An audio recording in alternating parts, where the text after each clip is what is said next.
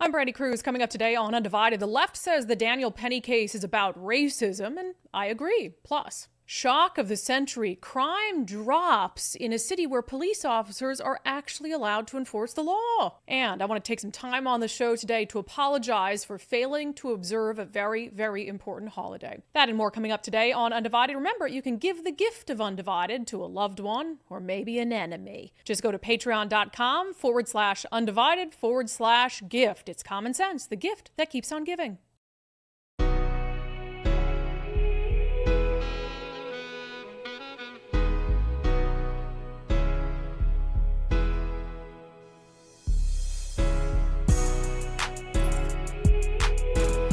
Hello and welcome to Undivided on this Monday. Thank you for being here. Thank you so much for your commitment to giving common sense a comeback. I'm Brandi Kruse. A lot of Washington State West Coast-based news to get to today, but there are a couple big breaking stories nationally that I would like to weigh in on. So a suspect has been, I don't think it's been fully arrested, like taken into custody, but they're like, we haven't arrested him. You've arrested him, let's be honest. United in the murder of the United Healthcare CEO, and it's exactly what we thought it would be. I knew it was going to be some left-wing nut. Did not believe, I maybe believed it for the first few minutes that it was some sort of hitman, but then it became pretty clear that it was like a healthcare system sort of person. But it sounds like it's even more than that, because I don't think you have to be a left-wing nut to hate our healthcare system. But this was also a guy who's like really into kind of anti-capitalism stuff and that kind of, and he came from privilege, which we know a lot of left-wing activists came from privilege. So a little bit of information. He's ID'd as Luigi Mangione, ex-Ivy League student, according to the New York Post.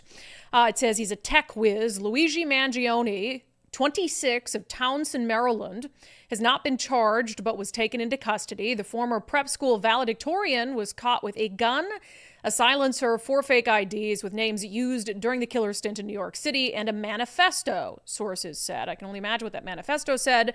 They also added a few additional details. This seemed pretty obvious that he had some sort of personal vendetta against the medical community because of the treatment of an ailing relative. He also worked for a short time at an assisted living facility for the elderly while he was still in high school. He is like really into anti-capitalism, climate change causes, according to law enforcement sources who spoke to the New York Post. But again, he came from privilege. Did really very well in high school. He went to a high school where the tuition, so it was all boys school, it's nearly $40,000 a year. I think these young white left-wing nuts, we see that in Seattle too, like, oh, the son of a judge, and it's like the son of a big businessman, like totally in privilege. So they go out and they destroy things, or in this case, commit a violent act, and then sneak back into their parents' basements. Not a surprise that this is a left-wing nut who is operating, sounds like, on his own out of some sort of vendetta against the healthcare industry, but looks like they've ID'd the guy, so that's good news. I want to talk about the Daniel Penny case. So we haven't discussed this really virtually at all on the show, which I don't know why it flew under the radar. We just had a lot going on this year, locally, nationally. My heart was like in my stomach over the Daniel Penny thing over the weekend. So Daniel Penny, veteran who was on the subway in New York where this mentally ill homeless man came in and he was threatening people, and he ends up putting him in a chokehold to try to subdue him with the help of some other passengers. And Jordan Neely, the name of the 30-year-old, ended up dying. Now at trial, of course, it was similar to like the George Floyd thing where they said that he died because, he was choked out, but he died because of all these other issues like being on drugs, etc. But what happened last week in this case, so the New York's woke prosecutors decided to charge Daniel Penny. Despite the fact he saved everyone on that subway. He should have been hailed a hero. And instead in America, what do? We put him on trial. And the reason that he was put on trial is why? Because he's white and the guy who he put a chokehold on was black. That's all. That's all it is. The left said this was a case about racism, and I 100% agree. 100% agree. I don't think Daniel Penny would have been charged in this case if he weren't white and the guy who died was black. Don't think so for 1 second in the world. And also this idea that if Daniel Penny isn't convicted, that we're in a racist society rather than he just didn't do it. So I'm thrilled that Daniel Penny was acquitted this morning. There had been, this is from NBC News, Daniel Penny found not guilty in chokehold death of Jordan Neely. The jury acquitted Penny of criminally negligent homicide, and that happened after last week they deadlocked on the more serious charge of manslaughter. It says Daniel Penny was acquitted Monday of criminally negligent homicide in the chokehold death of Jordan Neely, a 30-year-old homeless man with a history of mental illness. The decision on the fifth day of deliberations came after the jury deadlocked Friday on the more serious charge of manslaughter, leading the judge to dismiss it. Penny faced up to 4 years in prison. This is obviously justice in this case. One of the things that, there's a lot of things I want to talk about here, but immediately after this happened, he was acquitted this morning. Of course, what happened outside? Of course, the left wing, race baiters had to protest. Here's how that played out on Fox News. Protesters are pretty upset. There's a large crowd of them out here next to me. You can hear them rattling the police barricades, saying no justice, no peace. And what they're yelling now follows a series of threats that they hurled earlier as the defense walked in with their client, Daniel Penny, telling the defense team that Daniel Penny can have no peace here in New York if he's found not guilty on this lesser charge, criminally negligent homicide. And from what I can hear right now, they're repeating those threats. They are very angry. Harris, I also want to mention there were a couple people here this morning to support Daniel Penny, but the anti-Penny crowd far outweighs them, and they seem pretty upset. We're seeing police officers come out here in droves to try to keep the two groups separated for now. Yeah, that's an embarrassment. Not that people are protesting. That doesn't surprise me, that people who, again, are race baiters, who believe Daniel Penny got away with murder because he's white, when in reality he was only charged because he was white. It's insane. That doesn't surprise me. They're going to be out there. It's embarrassing that there weren't more people out there on behalf of Daniel Penny. I said it over the weekend. There should be hordes of reasonable, common sense Americans who are sick of these woke prosecutions and sick of the race baiting, who are out there supporting Daniel Penny. And there just weren't. There was like a couple of them, as Fox News said. I think that's an embarrassment. But again, average, normal people who think clearly and aren't race baiting, they're at work, they have jobs, and they're out doing these things, and they're not professional protesters. There's a lot of elements to this. Again, I think it is about racism. In this country, the activists and the media will automatically buy into the narrative that if you're a white person and you contribute to or cause the death of a black person, that was only the result of racism, when there are, of course, a lot of different factors involved. Like you have Jordan Neely, who had a long criminal history, a history of violence, a history of threatening behavior. No, it wasn't about him. It wasn't about his actions. It was about, this Marine veteran who saw women being threatened on a closed subway car, decided to take action, and he saved a bunch of people. It wasn't about that. No, it was about the color of his skin. It is 100% about racism. It is. You see, there's so many examples. It's like, if you're a white person and you're involved in the criminal justice system these days, like, God bless you. Good luck. And look, we used to have a period in this country, 100%, where I think black people were, obviously, the history of our country, right? But where black people were given unfair outcomes in the criminal justice system. I believe that's true, but I believe we have come a long way since then. But with all these woke DEI, whatever it is, their solution is, let's just go back to those policies, but make it against white people. Let's fix discrimination in this country, the history of discrimination against black people, by making discrimination against white people in the form of DEI. Let's fix the unjust criminal justice system by making it unjust for white people. Problem solved. It's just insane. They just do the opposite thing. It's just horrifying for Daniel Penny. I don't know what his life is going to look like moving forward, but and that's the other thing I was talking about over the weekend. There was so much at stake, not only for Daniel Penny, but I think for society at large. You know how few men these days are willing to stand up and insert themselves into a situation if people are in danger? Because just generally, if you're in a blue city and you're a white dude, are you going to come and it's a black guy? Are you going to come to the defense of some women who are in danger on the subway if Daniel Penny had been convicted? No, you're going to sit there, you're going to put your headphones on, you're going to mind your own freaking business, because you don't want to go to prison for the rest of your life for doing what is the right thing. But in cities like New York or Seattle or, down in LA, that you might be prosecuted because of the color of your skin. And I'm sorry, but as a woman, I want to live in a society where men are going to jump in if I'm in danger, if I'm being attacked by a random person on the street, if I'm being harassed on a subway. That's the society I want to live in, where good people do the right thing and then they're not penalized for it after the fact. And so this whole case has just been horrifying. It's shameful that America and that the criminal justice system in New York put Daniel Penny through this, and that more people, frankly, weren't sitting outside that courthouse ready to push back against the left-wing rioters who are going to say it's about race. Reasonable Americans need to stand up. They need to stand up for people like Daniel Penny. They need to stand up for themselves. We need to put an end to the woke prosecutions and the absolute race baiting of the left. It is truly, truly insane. All right, speaking of race baiting, so a few days ago, I think this first came out December 3rd, Governor Inslee, as you know, he issued a hiring freeze. So hiring freeze, travel freeze, this is from the Washington State Standard. Washington Governor Inslee orders hiring and travel freeze for state agencies. With the state facing a multi-billion-dollar budget gap, Washington Governor Inslee has ordered state agencies to freeze most non-discretionary and non-essential hiring, service contracts, purchasing, and travel. That seems like a very reasonable thing. Yeah, we've got a $10 to $12 billion budget deficit that you created, Governor Inslee. But yeah, when you're facing a budget deficit, you got to make sure that, we can't hire more people because we're trying to figure out if we need to let some people go. And yeah, discretionary travel, of course, that sounds like it makes sense. But the same day, so thank you to an undivided viewer who noted this for me and sent me an email. The same day that Governor Inslee issued this hiring freeze, he also put out an executive order. Executive Order 2404, increasing employment opportunities in Washington state government.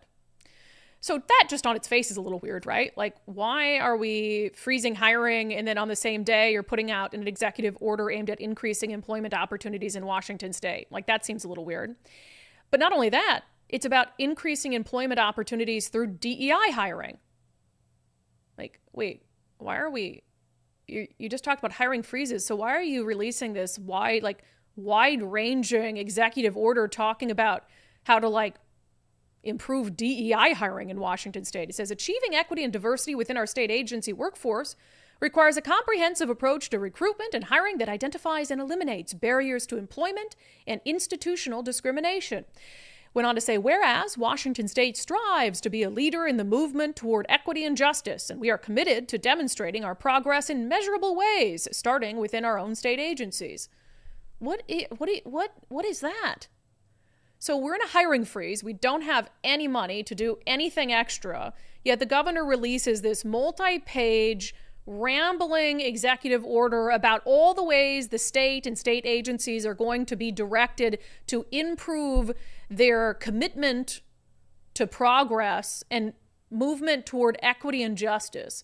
So on the same day he says we have no money, hiring freeze, the governor instituted all these new things that all the state agencies need to do to make sure that they're hiring in equitable and just ways.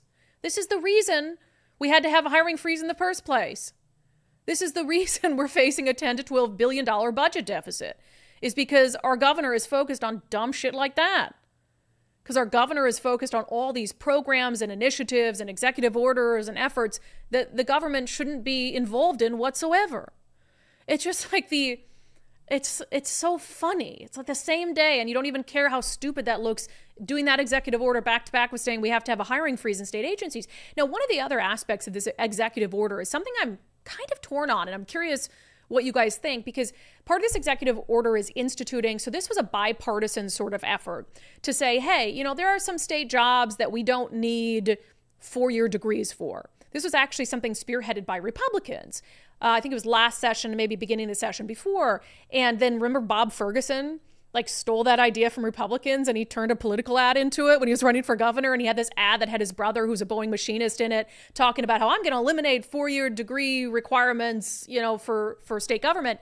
And I remember Travis Couture, a Republican state representative, had retweeted that campaign video and said, Republicans already did that. That's already law in Washington state. So Bob Ferguson was saying he's going to do something that's already law and that was driven by Republicans. Just very, very funny.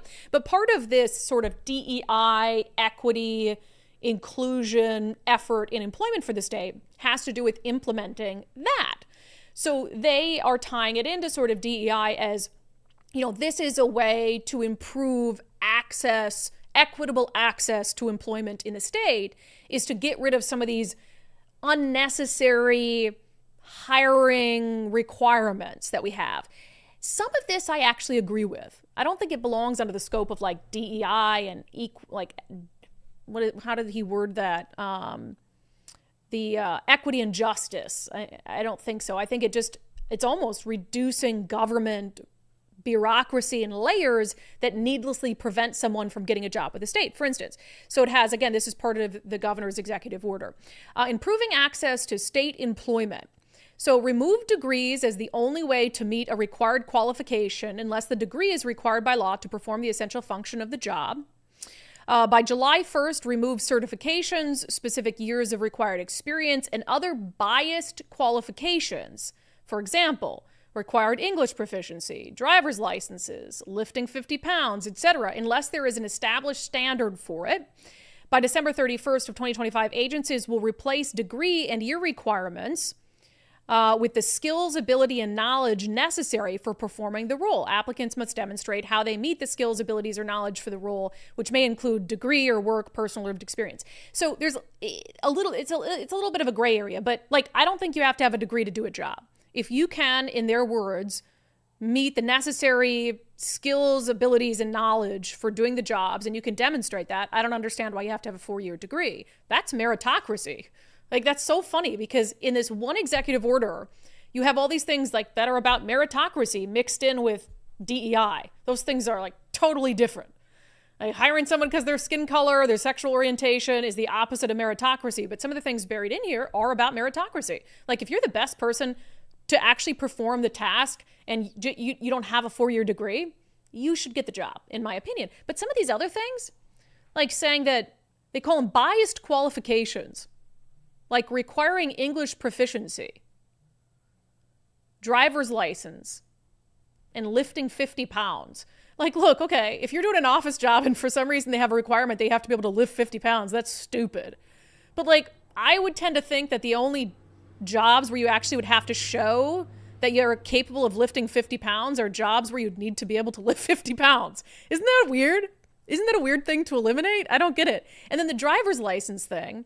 Like, if you don't have to drive for your job, you don't need a driver's license. The English proficiency thing, I'm having a hard time knowing what state agencies or state job you wouldn't have to know English for. But I guess if there's a job where you're not interacting with the public, you really don't need to have an English language skill, that's fine with me.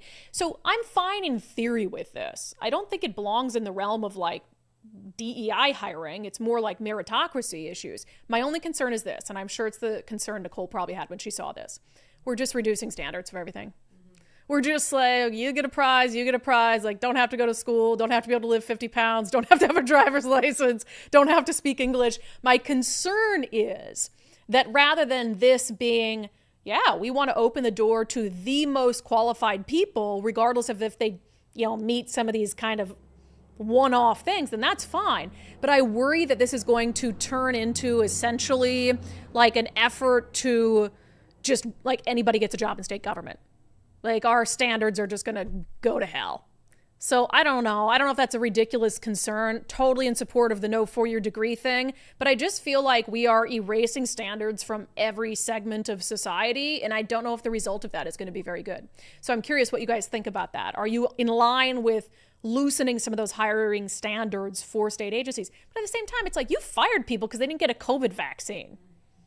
Like, you fired people for not doing something that had nothing to do with their job. And now you're like, oh, we're going to loosen all these other hiring standards. But you were really strict about that hiring standard. You were really, really strict about that requirement of the job. No COVID vaccine. It just doesn't make any sense. State government is a mess. All right, I've talked about my success on the Eastside Weight Loss Clinic program, eastsideweightlossclinic.com. And one of the things I said on the show last week is, look, I understand that this is a stupid time of year to be talking about starting a new weight loss journey. You got Thanksgiving just ended, then you got Christmas, you probably have all these events, all these dinners, things to do, and you're just in your mind like, I'll just wait till the first of the year. Here's the thing, well, what's going to happen on the first of the year?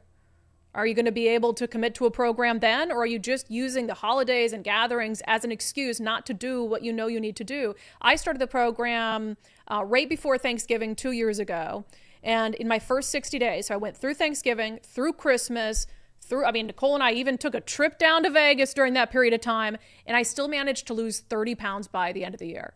So it can be done. And I'm down 40 pounds total, and it's about, not using every single thing you have coming up as an excuse not to get back in shape. And so I did it at the most difficult time of year, and I know you can do it too. EastsideWeightLossClinic.com. Schedule your free 15-minute consultation with Dr. Ryan Coogan and his team, and just see if the program's right for you. It might not be. I had a woman approach me the other day saying, hey, I saw your weight loss results on Facebook, and, I've kind of hit menopause, and I'm having a hard time. And I looked at her and I said, ma'am, you do not need that program. I was like, you do not have enough weight to lose. And I was just honest. Like, it's not going to be right for every person. Like, it was at the gym and she was telling me that. And she's like pretty in shape and like is at the gym all the time. And I'm like, I don't really know that's, I said, I don't see a lot of fat on your body, to be honest. So not every weight loss program is right for every person. EastsideWeightLossClinic.com. Schedule your free consultation today. All right, here is a real doozy for all of you today. Okay? Real doozy. There's a local city where they've actually decided to let officers enforce the law. And you know what happened in that city when they decided to let officers enforce the law? Hold on to your britches, because crime went down. Shocking, I know. This segment is brought to you in partnership with our friends over at Future 42. Turn your frustration into action at future42.org. All right, what is this city where this unthinkable craziness has happened? It's the city of Federal Way. And we know that in that area, North or South King County, North Pierce County, there's a lot of crime issues there. Some of it's gang related, and so that leads to a lot of other issues.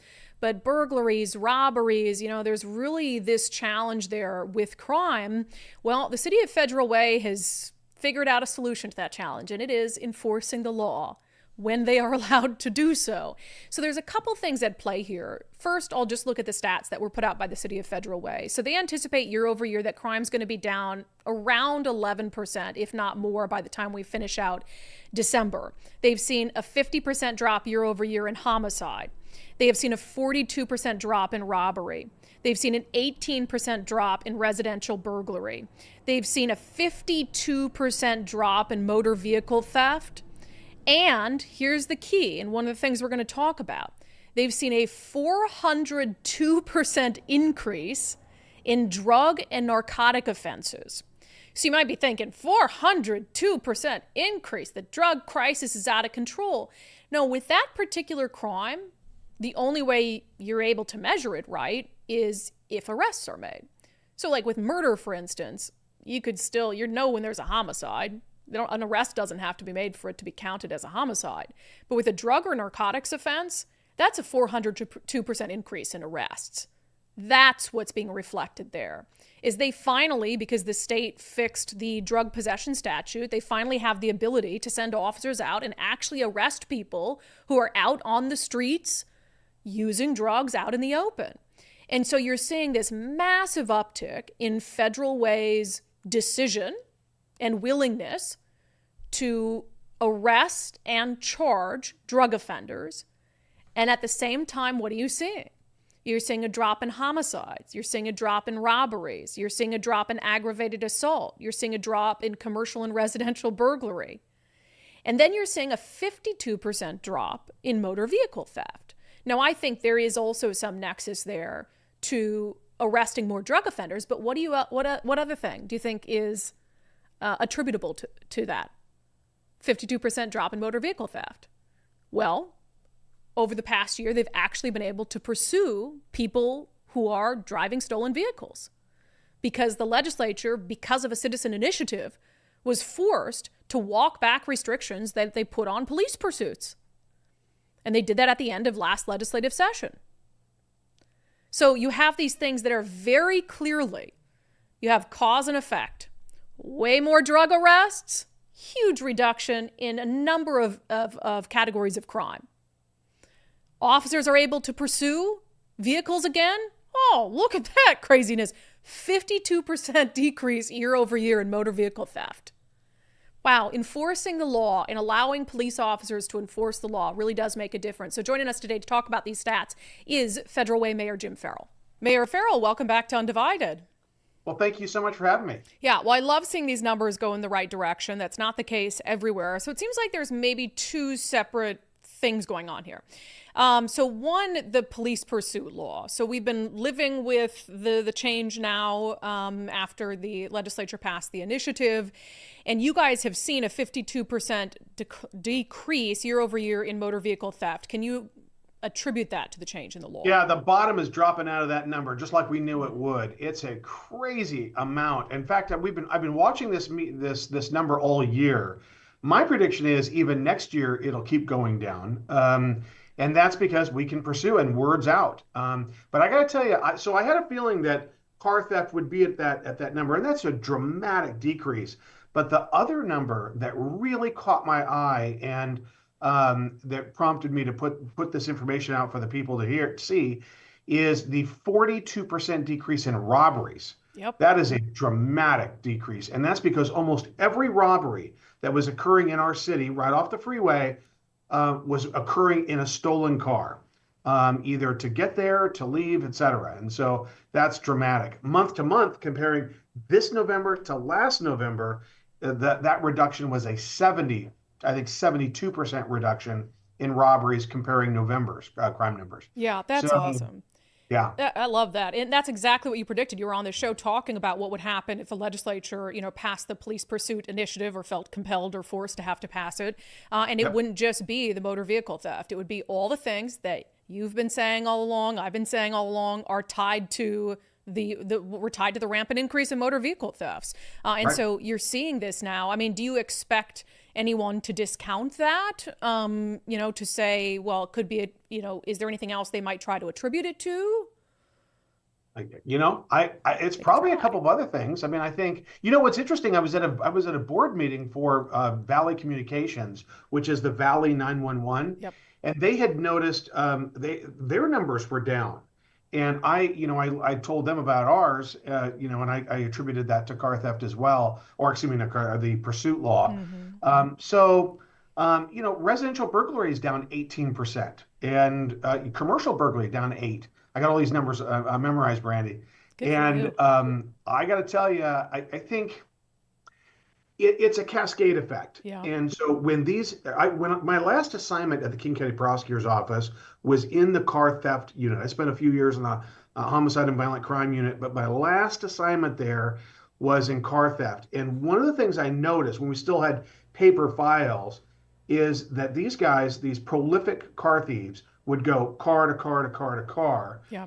And when we took them off the street, the numbers would drop dramatically.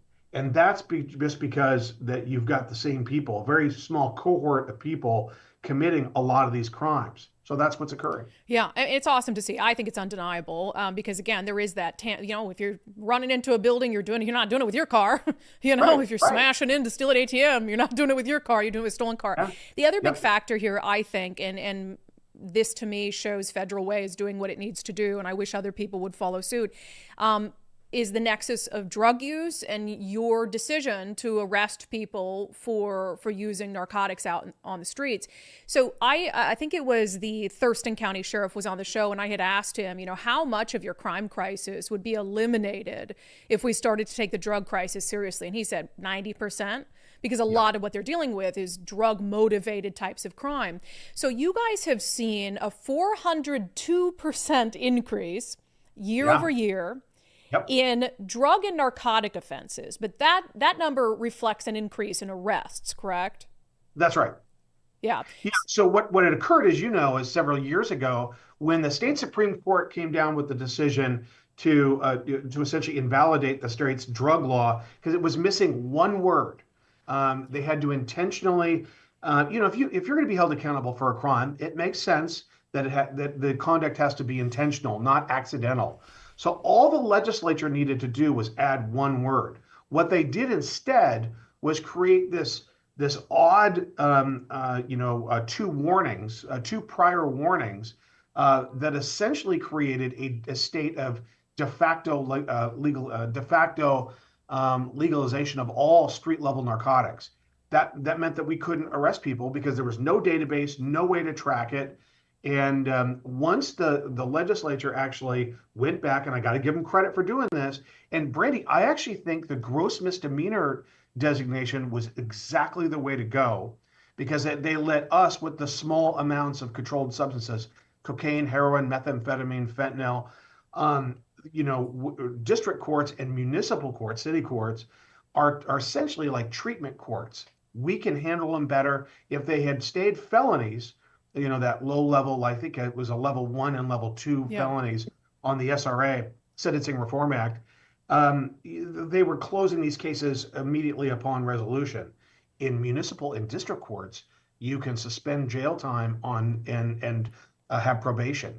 And so that ability to get people in, get the behavior addressed and stopped, and suspend jail time on the condition of no criminal law violations, drug and alcohol treatment, et cetera, that gets people back on track. Yeah. So what has been the posture of the Federal Way Police Department and of the city when they officers encounter someone using drugs out on the streets?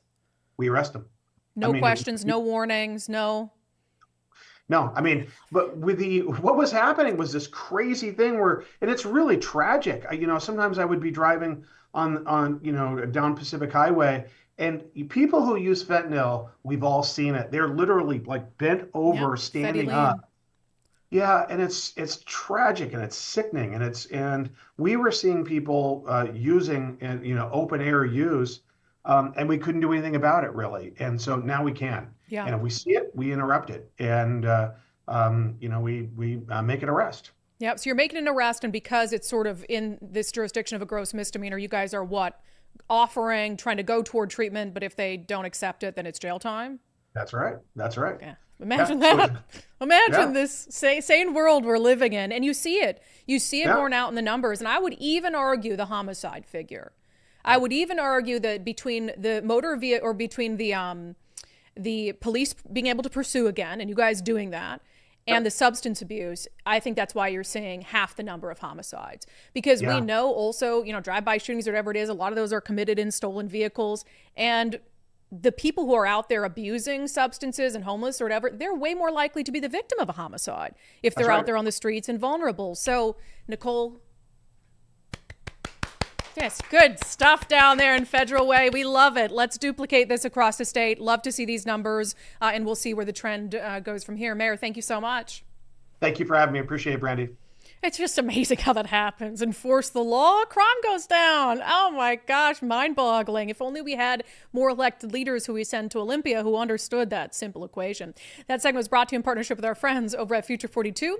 Turn your frustration into action at future42.org. Make sure you sign up for their newsletters. You can be alerted to opportunities to do just that. All right, so there is, of course, a lot of hand-wringing and scrambling in Washington state and other blue states over the incoming Trump administration, specifically what they might do on the issue of immigration. Donald Trump has made pretty clear what he's going to do. I have no reason to believe that he won't carry out some form of mass deportations. He's even talked about ending birthright citizenship. So there's a lot that is in conflict with states like ours that are sanctuary states, and cities within our state and counties within our state that are sanctuary jurisdictions. And so we anticipate a lot of conflict. What I didn't anticipate is the actual Mexican consulate here in our area trying to do what it can to thwart its host country's lawful efforts to remove people who came here illegally. Let's talk about it in our segment, Unbelievable.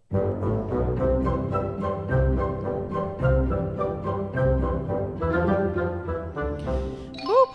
All right, this is nutso stuff. So the Meadowdale High School, which is part of the Linwood, or the Edmonds School District, rather, I think, they put out this flyer for an event. It's in Spanish and in English, but it says, "Know your rights. The Mexican consulate will present information about immigration to families and allies in the Edmonds School District and neighboring communities. Learn how to prepare for immigration raids and your individual rights when approached, detained, or incarcerated by police or immigration agents." And they plan to have it December 17th at Meadowdale High School in the library there. So again, public high school hosting an event that the Mexican consulate will be at to describe to families, allies, and immigrants what to do if they get caught up essentially in one of these Trump administration immigration raids. So there's a couple very clearly glaring issues here. What the Trump administration is proposing to do is lawful. Whether they take it to one extreme and say, we're going to raid homes where people been here legally or illegally for 20 years but committed no other crimes. If they want to do that lawfully, they can do that. Now, I think time is better spent and resources are better spent going after people who have committed serious law violations since they entered the country. But Donald Trump could do all of the above. And guess what? As president of the United States, who's directing the federal agencies, he would be within his rights to do that. The federal government does not have to abide by Washington State's sanctuary status. So what Trump is proposing doing is lawful. Yet you have a public school district in Washington State that is hosting an event essentially to direct families on how to avoid deportation. And not just that, so that's bad enough. You have the Mexican consulate doing that. Think about that. You have a consulate that is here in its host country in the United States, and they are plotting and helping people here who are Mexican nationals who are here illegally on how to thwart the efforts of the United States government to remove them. That, to me, is enough to close down the Mexican consulate in Seattle. That, to me, is enough to have the federal government do that. They did it at the Russian consulate in Seattle, and I'm not trying to compare Mexico and Russia. But you have a consulate that's actively encouraging people to violate federal law and to impede federal authorities. Why should we let you operate here? Why shouldn't we close the consulate here? That's insane stuff on our soil. Technically, I don't know if the consulate constitutes Mexican soil or if that's just an embassy, but on our soil, helping and trying to encourage ways to thwart federal authorities for our country. That's wild. So this came out, I think our friend Ari Hoffman had shared it that this event is going on. Nicole reached out this morning to not only the Mexican consulate, but also to Meadowdale High School. And we did get a response. Nicole, was this from... This is from Curtis, pronouns he, him, Director of Communications for the Edmonds School District. Okay. So got back to us just a few minutes ago. Thank you for reaching out. We've decided to cancel the event in question. So some breaking news there. They are going to be canceling the event. Well, they're going to cancel it because it's totally inappropriate for them to encourage illegal behavior and for the Mexican consulate to be encouraging illegal behavior, right? No, they're canceling it because, quote, the online attention it garnered has led to some online comments of harassing and threatening nature. Due to this, we believe it's in the best interest of families and staff to not hold the event at this time. Yeah, no, we were exposed for doing this really ridiculous thing and people got mad at us online and that's why we're canceling it. Not because we're a public school and we shouldn't be holding an event like this. He says the intent of the event was similar to one recently hosted by the Shoreline Police Department and was to be focused on the possibility of the impact such immigration actions would have on some of the families we serve. We want to assure our families that the district remains committed to supporting all students regardless of immigration status. This event was intended to be one way to provide resources and information on this topic of concern. Please reach out if you have any additional questions. I appreciate them responding, but it seems like they don't really have an issue with the event or they don't see the problem with the event that they were going to host. They just see a problem with people's reaction to the event that we're going to host, which means they haven't really learned anything from it. And again, I have said, I'm really not in support of if the Trump administration wants to go door to door, like ripping parents away from their kids who've lived here for 20 years. I don't really see a whole lot of benefit in that. Look, I agree that people need to come here legally, that we should get as many illegal residents out of the country as possible. I think there's a limit to what we're going to be able to achieve. And there's also got to be some sort of hierarchy for who you're pursuing, right? People who have been here, committed violent crimes, been convicted of crimes, and then were shielded by sanctuary policies, like they have got to go. And I understand. I mean, even Hillary Clinton said, if you came here illegally, deport them. I get it. There's a lot of nuance here, though, right? There's a lot of nuance in what it does to a student who's in a school district who might have been born here, but their parents came here illegally 25 years ago or something. Is that really who the Trump administration is going to know about or focus on? I'm not sure. But it is completely inappropriate for a public school district to be hosting an event like this, that the idea obviously is to try to give people ways to avoid immigration officials. And for the Mexican consulate to do that, to me, I don't want to see the Mexican consulate close. I think that it serves a purpose, right? But if you are, one of the reasons the Russian consulate closed is they were using it essentially as a base to spy on Americans. I don't think that the Mexican consulate is doing that. But if you're actively supporting people and helping people break federal law in the country you're housed in, that's very, very problematic. Absolutely unbelievable. But the event is canceled, so maybe the attention achieved its end goal anyway. All right, I keep encouraging you guys, take the First Mark Challenge, and I feel like a ton of you are, because we get emails, it seems like every day now, from people who took the First Mark Challenge and have had fantastic results. This is a first for us, though. So we got an email from Chad, who took the First Mark Challenge. He says, I went to First Mark for my car, house, and pet insurance. Levi at First Mark was unable to help with my car or house, but he did give me insurance for my service dog, Sergeant. It saved me over $100 a month. Levi said I was his first ever pet insurance policy. I truly loved the customer service Levi gave me. I love that. First Mark can help you with so many off the wall, and pet insurance really isn't that off the wall, but I imagine that you need more insurance on a service animal, because service animals are stupid expensive. And sometimes they're covered by nonprofits, but if you God forbid a service animal dies, it's much harder to replace and much more costly to replace a service animal. Well, and if he gets sick or something and he needs to get the medicine he needs. Yeah, exactly. So this is an example where Levi at First Mark said, hey, actually, we can't beat the rate that you're getting right now for your car or your house. However, we can get you some pet insurance, and it's going to save you $100 a month. $100 a month is $1,200 a year, people. And it's all because he scheduled time to take the First Mark Challenge completely for free. You never pay First Mark anything for their services. It really is a no-brainer. FirstMarkInsurance.com. FirstMarkInsurance.com. The very best part is they work for you. I don't have pet insurance. I know that's been a popular thing to help cover. You do. And you've liked it, right? I used it because my cats got kitty COVID. I don't know if that's the technical term. Should have been wearing a kitty mask.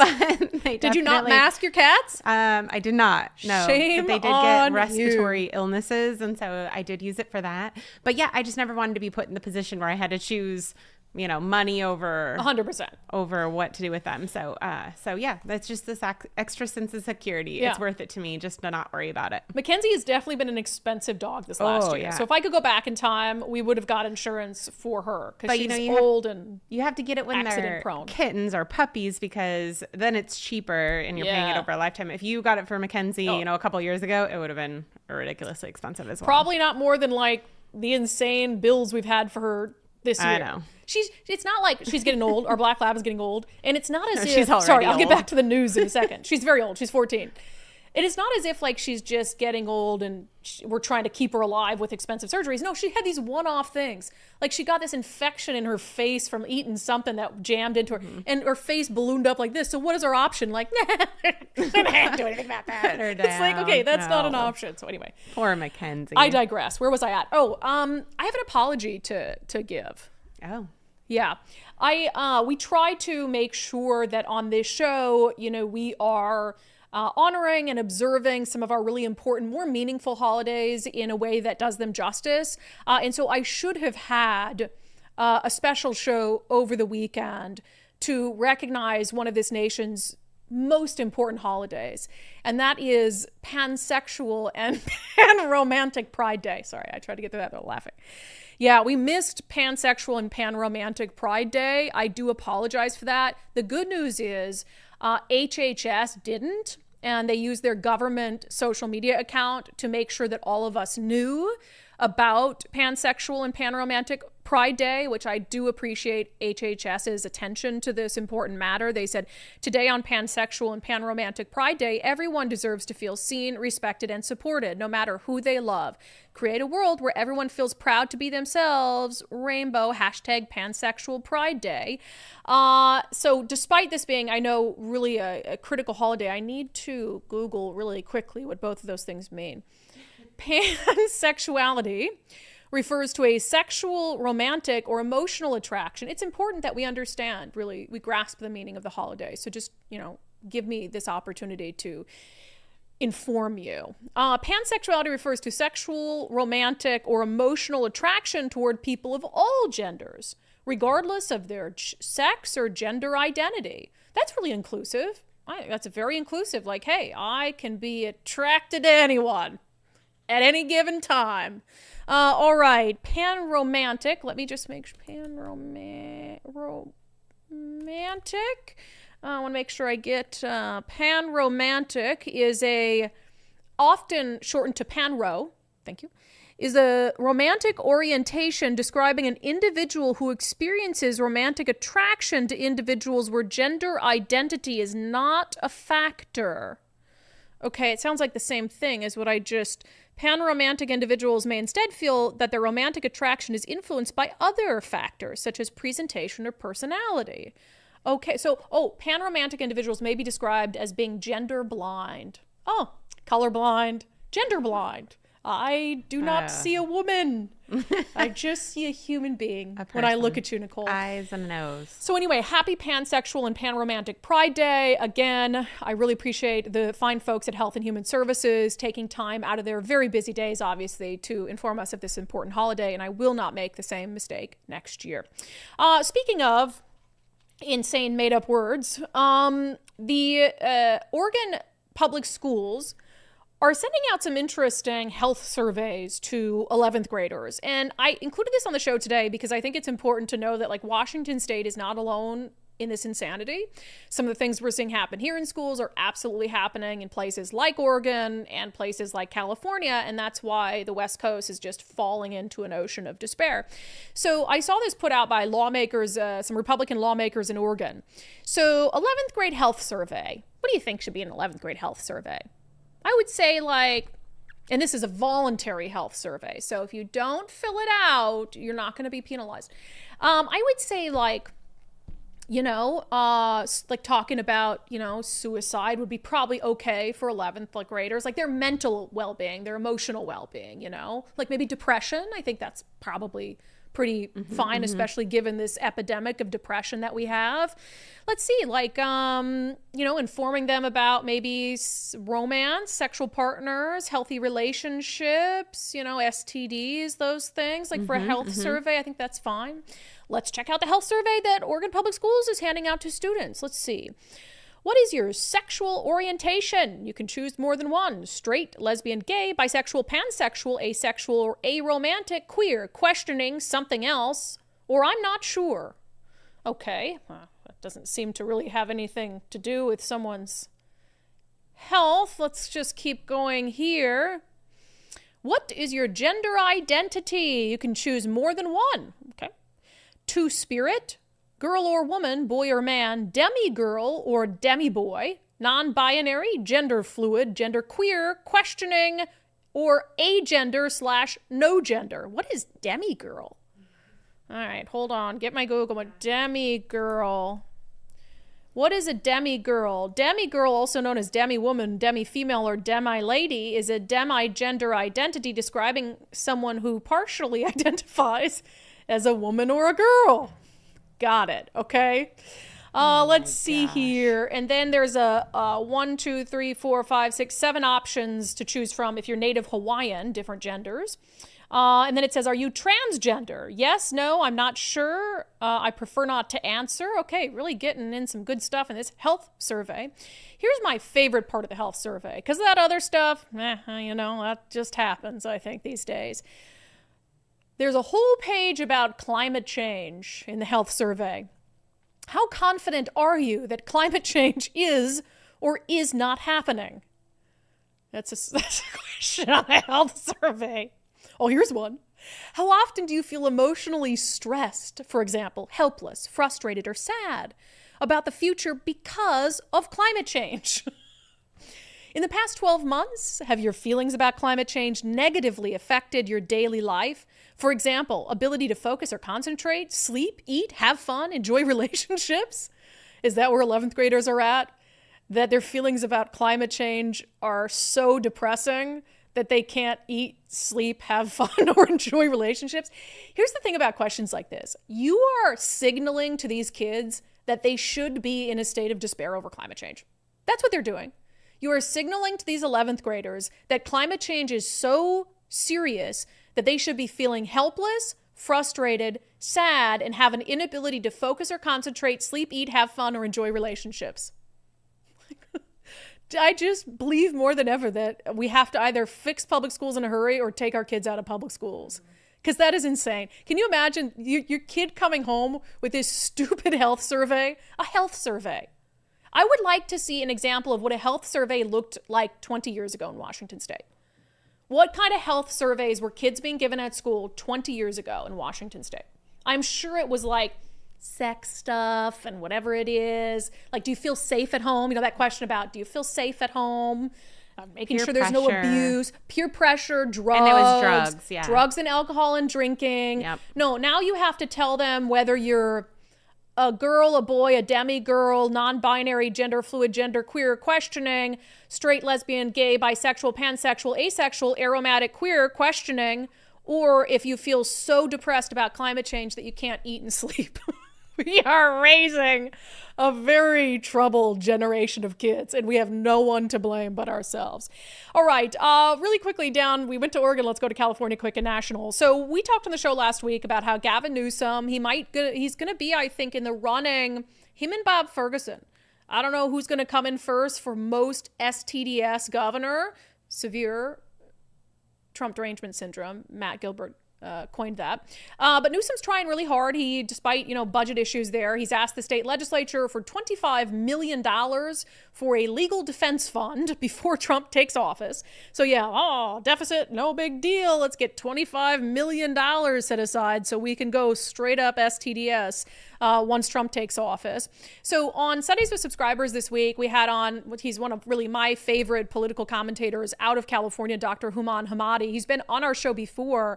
We had him on for a series we did last year called Truth Tellers, which we're going to be doing again this year, so stay tuned for that. But he's been covering, the political shift in California and everything going on. I mean, California saw a big shift toward Donald Trump from 2020 to 2024, which begs the question, do voters in California really want Gavin Newsom to be setting aside $25 million to go after the Trump administration? Here's part of my conversation with Dr. Hamadi on Sunday's show. California shifted double digits toward Donald Trump. It's still not a red state by any stretch. Donald Trump didn't win it. But I mean, when it comes to California voters trying to, wake up politicians and say, hey, you're not focusing on what we care about. Is it a popular concept to put aside $25 million or so to fight Donald Trump? No, I don't know of one single person outside of Sacramento politicians who supports putting 1 cent aside to fight an incoming administration before they've even been inaugurated and taken power. It is absolutely ridiculous. And what is that for? This is a state that's until recently had a $76 or $78 billion deficit. This is a state that is hemorrhaging cash by giving entitlements to everyone under the sun, pumping $24 billion into homelessness that disappeared. It vaporized. No one knows where that money vanished to, right? In the last handful of years under Newsom. This is a state that had $30 billion or more in unemployment theft. Again, money that has disappeared and they don't know where it went, that now small business owners have to pay back to the federal government. It turned out it was a loan, not state taxpayer money. When that's happening, do you think there's one person alive who wants a dime spent on such a concept? And when, I tweeted about this, Brandon Richards, who's one of the communications directors for Gavin Newsom, immediately late at night, he's a rapid response director, as they're called, came in and starts posting all these things justifying that spending, saying, well, last time Trump was in office, we made so much money by suing him that it paid for the litigation. You know what? That is absolute nonsense. The people know that we are broke and the people have their priorities. The only reason Newsom is spending this money is in order to bolster his national credentials as the anti-Trump governor. He knows that Shapiro isn't doing that. He knows that Wes Moore in Maryland isn't doing that, right? He wants to be known for that, as much as I think it's going to backfire on him. And he's using taxpayer money to basically fund his political campaign for the future, claiming it's all done to help the people. absolute nonsense. And I don't think anyone is buying it. This is going to backfire on him badly. Yeah, and I hope it does. You can watch my whole conversation with Dr. Human Hamadi, an author, Fox News commentator, on Sundays with subscribers, undividedpod.com, undividedpod.com to sign up for that and all of our Sunday episodes. And I'll tell you, it was such a fascinating conversation because we talked a lot about that shift that happened, right, in California. And they rejected all these soft on crime candidates in areas that have been destroyed by progressive policies like San Francisco and LA. And we talk about like, what happened there to lead to that? And how can we get it to happen here?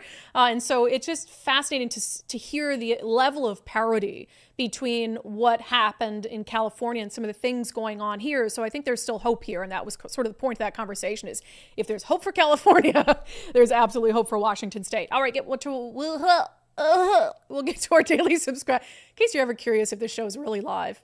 It is. We'll get to our daily subscribers show poll coming up next. First, if you're thinking about selling your home, it's kind of been this weird stagnant period in the real estate market, but there's also, this clamoring, like pent up demand. And so if you are thinking about selling your home, I recommend first reaching out to our friend Wes Jones at sellwithwes.com and ask him for a free market analysis. So we'll kind of talk about how well your home is positioned, depending on the neighborhood it's at, and when you reach out to him, so you can kind of get an idea of how much you can expect to get for your home. You can also use their free home value calculator right there on the website to find out how much your home is worth. It might be worth more than you think. And then Wes and his team have a lot of, because one of the key things right now for your selling your home is you need to make sure that your listing stands out.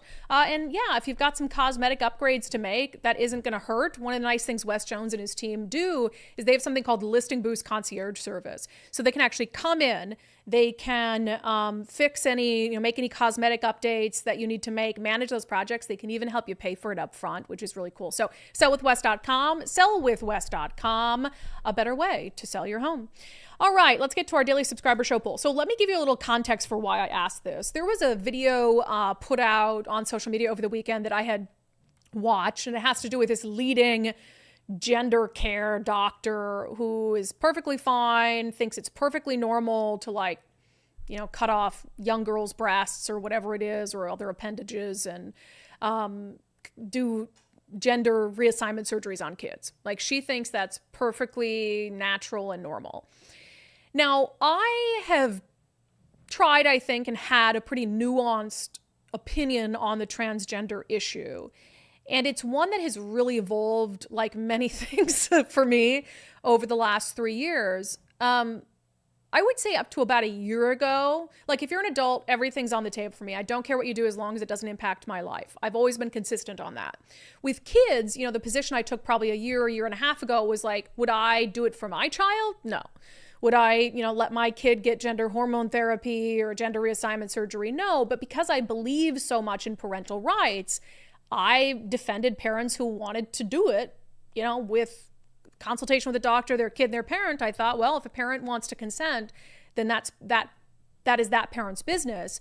I'm ashamed of that position now, I would say. I think as we've heard over the years from people like the multi-care whistleblower, Tamara Pitsky, as we've heard from a detransitioner, a young man on this show, and as I've kind of opened my ears to some of these stories, I think that was a shameful position for me to have taken, because I do believe that it amounts to child abuse to do that to a kid when they're young. And there are a lot of laws that protect kids from things that their parents might do to them, abusive or whatever it is.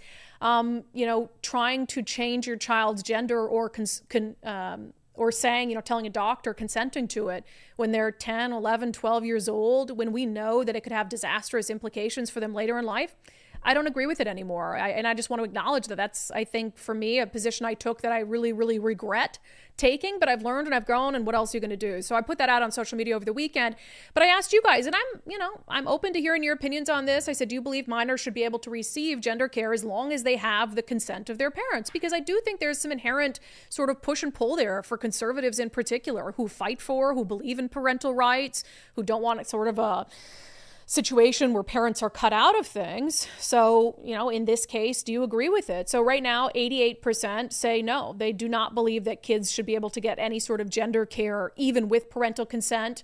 8% say yes, everything except surgery. So you'd be okay with gender hormone therapy, for instance, as long as parents consent, but surgery goes too far. And then 4% said you're fine with whatever it is as long as there's parental consent. Brandon Ferris says not just no, but F no. Sorry to swear, Brandi, but this shouldn't even be a conversation. You can't even smoke till you're 21 anymore. And that is something. You could say, some people compare it to you can't even get an ear piercing until you're 18. Well, you can as long as you have parental consent. You can get an ear piercing earlier, but an ear piercing is not the same as like gender reassignment. But there are things like smoking that the government says, your parent can't consent to you smoking a cigarette. You cannot give your child a cigarette at the age of 12 and consent to them smoking. Technically, I'm sure there are parents who let their kids smoke before the age of 21, but you can't actually do that. So there are things that we prohibit that are still unlawful, even if a parent consents to it. Christine Dana says if they want to transition, they should be made to wait until 25 when their brains are fully matured. I don't know about that, only because there's so many other things. Like, again, you use the war fighting analogy. If they can fight a war, they can't decide whether they can do a transition. Steve says the medical community is willfully blind to the potential long-term effects of the drugs being prescribed, and in most cases are prescribing outside of prescribed use. We will look back on this era someday as the lobotomy equivalent era of childhood experimentation. Awful stuff. Yeah, and I certainly for me, I've come a long way, and it took hearing the stories. It took hearing the stories about what was happening in some of these gender clinics, how they'd ignore all these other means of making dealing with gender dysphoria and jump to medical intervention. It took me hearing from a detransitioner on this show who described the horror and the mental suffering that he endured during that period of time in his life. Brenda says a hard no. Even hormonal treatments have negative consequences that last a lifetime. Let me see. Chris, I cannot permit, the point we just made, I can't permit my children to smoke, drink, or get a tattoo. But in the words of Bill Maher, the dick saw is okay. Of course not. I think you can permit your child to get a tattoo. Can you not? I thought you could. Yeah. I think you can. Maybe I'm wrong, but I think you can permit your child to get a tattoo. All right, I'll read one or two more. What? Yeah, because I know young people that have gotten them because they had parents with them. Yeah, so, I'm pretty sure you can. That's one thing. Michelle says those therapies are not reversible. It is abuse to allow children with no knowledge of the world or relationships to make lifelong decisions about subjects they know nothing about. A 12-year-old girl doesn't know if she'll want children one day or not.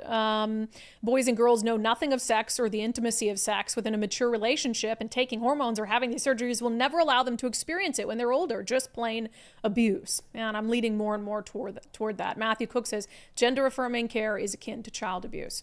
So just an interesting thing. And again, I think you guys give me a lot of grace for, it's my job to have opinions. But I also want to make sure that my opinions are based in good, solid reality and facts and are morally consistent. And so I think that's the trouble I had with the parental rights aspect of it, and feeling like opposing the ability of parents to consent to these things wasn't a morally consistent position, but I've come to believe otherwise.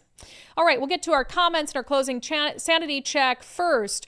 You saw how the market responded right after the election. Whenever we have a major world event, the market is always responding to it in some way. So the question is, are you happy with how your retirement portfolio is positioned after the election and how your money manager is responding to significant events like changes in world leaders or major changes in policy? Or is it time to get another perspective? It's always smart to get a second opinion when it comes to critical healthcare decisions.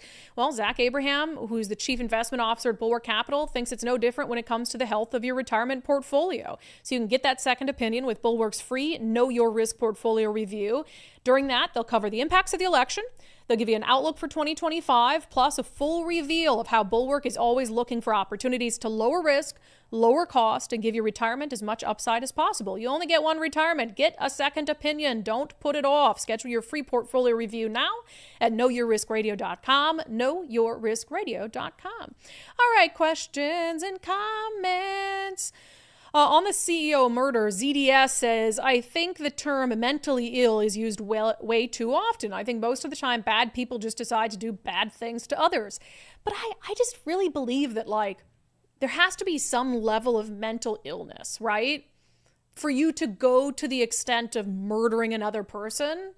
Like, whether it's a baked in, like you're a sociopath or something like that. I don't think every murderer has to be a sociopath, but I definitely think there's some level of mental illness that's involved whenever anyone makes a decision to take another human life or to do something violent like that. Penny, on Daniel Penny's case and his acquittal, like, amen. Matt Gilbert, don't worry, I'm not getting religious. You're probably not worried about that. That's the one thing I haven't. I joked, though. I said, I saw this video online. What was the video? It was like some sort of song or prayer or something that was just real, like, cool. Oh, the singing lady that you maybe no, this was before this was before that, and I was like, man, you better be careful, or I'll find Trump and Jesus all in the same year. And all the Christians were like, yes, please, come to church with me. I was like, oh God, that's the one thing I haven't come around on yet. Matt Gilbert, equality is leaving women to fend for themselves. Yeah. Also, Mike is hunting. Thus, the swear jar is not in effect, apparently. I thought you might take that as an opportunity to say happy birthday to your husband. Yes, oh, my sweet husband, and he's enjoying hunting, so I just hope he's having a fantastic day. Equality is leaving women to fend for themselves. Yeah. Like, okay, if we really want equality, then Daniel Penny can just have said to the women on the subway, like, you do you. And I'm sorry, like, I'm a strong woman, but if I'm being threatened or intimidated or something in public and there's a man present, I should not have to defend myself. That man should be right? I shouldn't have to defend myself. Because of the same reason we don't think that men should participate in female sports, because there is a biological difference that makes them a little bit stronger sometimes. Yeah, the man should fight the man. I mean, I don't want one smaller than me coming to my defense. I hope it's one bigger than me, right? Yeah. Coming to my defense. Right, but I take the small one. Yes, but I mean, there's a physical difference. First of all, short kings, you're welcome to come to my defense too. If it comes to fighting off a killer, you want to step in, by all means. Nicole might judge your height. Yes. I will not. But yeah, I mean, I'll try to defend myself to the best of my ability, but if there's a man present, I want that man to come defend me. Absolutely. Like, I'm going to help out, I'll hold a leg or something. There are biological differences. Biological differences. Come in handy. On Governor Inslee putting a hiring freeze and then sending out a sweeping memorandum on how we need to improve DEI hiring, Krista says participation trophies flying off shelves in the form of jobs people aren't qualified for. Brilliant idea. Yeah, the comments were much less open to the idea of reducing qualifications for jobs than I was. Janine says, seems more like they're loosening the application process for illegals. Driver's licenses, you don't have to speak English. I think both those are easily accessible and needed in the U.S. On our Sundays with Subscribers episode, Baron of Gray Matters says, want to be like San Francisco? 70% of businesses leave and you get a world-famous poop app. Then things will change. Maybe. We talked about the poop app on Sunday's show when Ron DeSantis brought up like all the places that like people had defecated in San Francisco or something when he was debating Gavin Newsom. Good stuff. All right. On the pro-illegal immigration thing that was going to be held at Meadowdale High School, Todd Welch said, how would Bob Ferguson behave if a county decided to enforce its state law, decided not to enforce state law? If a county said, we will not ignore state laws, if a county said, we will ignore state laws they don't like, the same behavior is what a sanctuary state is. Yeah, it's basically telling the federal government, like, screw you. Erica, there's nothing wrong with them teaching the families their rights here, whether legal or not. Believe it. There's nothing wrong with them teaching the families their rights, whether legal or not. So she's defending the class. I'm so confused by this. It's just hard to read. Believe it or not, they still have rights. Yes. Okay, I see what you mean. We just need some commas in there and stuff. Not you.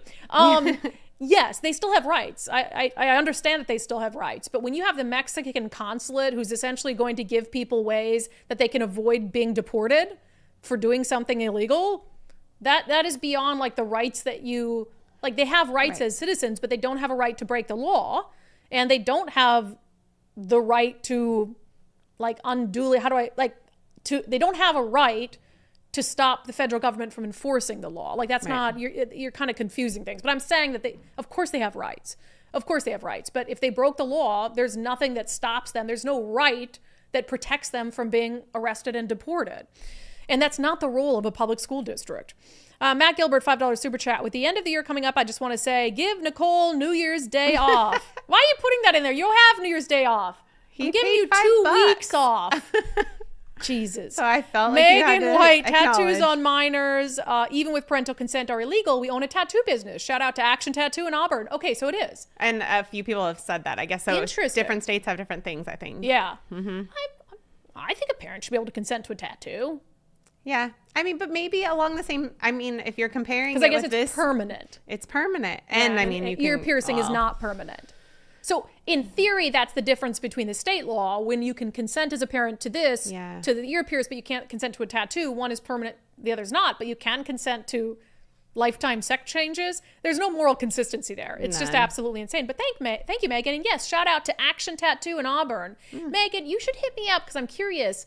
I have this like scar on my leg that I hate. And I've seen people get these like scar tattoos where they just cover it up with like your skin tone.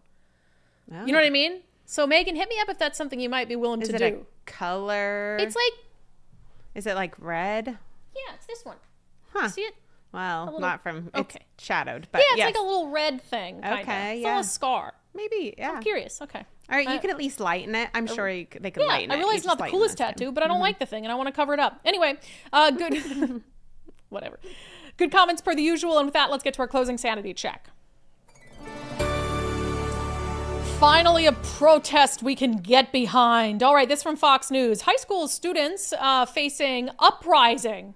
High school facing student uprising over ban of shirts protesting trans athletes after girls beg for safety. Students at this school have gone viral on social media in recent weeks amid an ongoing lawsuit over 2 girls cross-country runners allegedly being told they can't wear t-shirts that read "Save Girls Sports." The 2 teenage girls heading the lawsuit allege their shirts were compared to swastikas by school administrators, while a trans athlete competes on their team and took a varsity spot from a female player. So at this school in California, of all places, love it, these girls are like, no, we're not tolerating this. And they're protesting by wearing shirts that say "Save Girls Sports." Like, men are taking our positions. We don't think that's fair. And one of these girls, a 16-year-old named Riley Morrow, gave an impassioned speech at a recent school board meeting. The whole LGBTQ is shoved down our throats. It is put in our face. And we live in a society where it is almost impossible to speak out on it without facing the repercussions of it. I try my best not to put personal beliefs into it, but seeing this first-handedly, seeing my teammates getting their spots taken for one person that's choosing to be a girl, it's not okay. To see the athletic director turn around and tell my teammates that their shirts that say "Save Girls Sports" be compared to a swastika, that is not okay. These girls feel silenced, they felt silenced, and when they finally spoke out and did something to go against it and speak out, not directed towards a single person at all, they were completely stabbed in the back by the person that we were told would support us and be able to help us through this. They were said that it was a hate crime, that they were targeting that one person, and that is not the case at all. Taylor and Caitlin are 2 of the most nice people I've ever met in my life, and to see them having to be told that they're being hateful people is not okay. And it is not okay that I have to be in a position where I'm going to practice and having to see a male in booty shorts and having to see that around me. As a 16-year-old girl, I don't find that as a safe environment. I don't at all. And going into a locker room and seeing males in there, I don't find that safe. I don't find going to the bathroom safe when there's guys in there. It's not okay. I'm a 16-year-old girl. There's girls around me where we do not feel safe having boys in our environment. And it isn't okay. It isn't okay to have them on our team. It isn't okay when it's the genetics. It is not 16-year-old Riley Morrow down in California saying what needs to be said where it needs to be said. And it's sad that we're leaving it up to teenagers and not doing what's right for them when it comes to having to fight for their rights. Just ridiculous. All right, that has been your sanity check for today. That has been today's episode of Undivided. Remember, you can't gift common sense, but you can gift them a window into what common sense looks like and encourage them to adopt their own common sense and sane positions. Give the gift of Undivided, patreon.com/undivided/gift. Probably the best gift you can give this holiday season. That has been today's episode of Undivided. Thanks for being here. Thank you so much for your commitment to giving common sense a comeback. We appreciate every single one of you. If you're not a subscriber already, please do so. Help support our mission and our movement and the work that we do here on Undivided for just $5 a month. You can sign up at undividedpod.com. undividedpod.com. We'll see you guys back here on the live show tomorrow at noon. Boop, boop, boop. Boop, boop, boop, boop, boop.